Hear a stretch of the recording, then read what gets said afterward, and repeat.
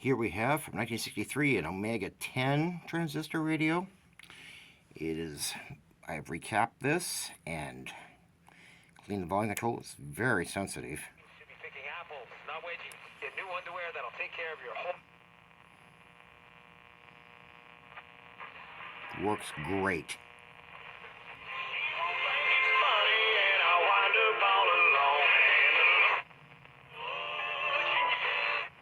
Album of сейчас город Славоны, точно так же, как и любой, в принципе, город Европы.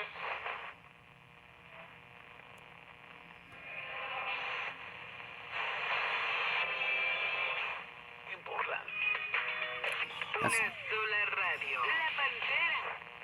Chris Jones. The lab. Wouldn't you rather drive something a little roomier?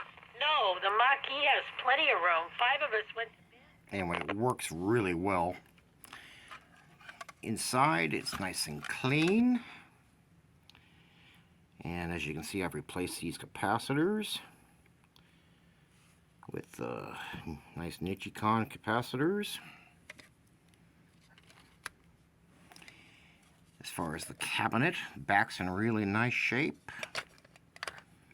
It had a couple of cracks. Cracks in these early Japanese styrene plastic are really common. My camera will focus on it. There was one right here.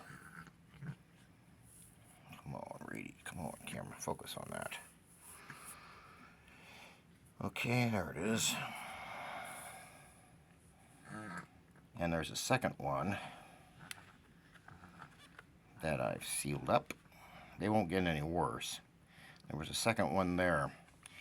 It comes with a nice leather case for it and a display box. Although I don't think the display box came with this radio. This is how I got it, but this says OMGS. And on the front it says new model 1965. And it is a 10 transistor radio, but this is definitely not an OMGS model. These are all Candle, Omega, Krysler. Universal is the most common name for these.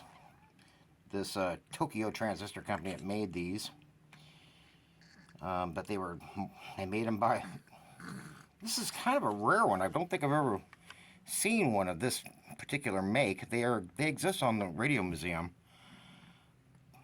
I think they were kind of expensive for what they were. Anyway, thank you for looking.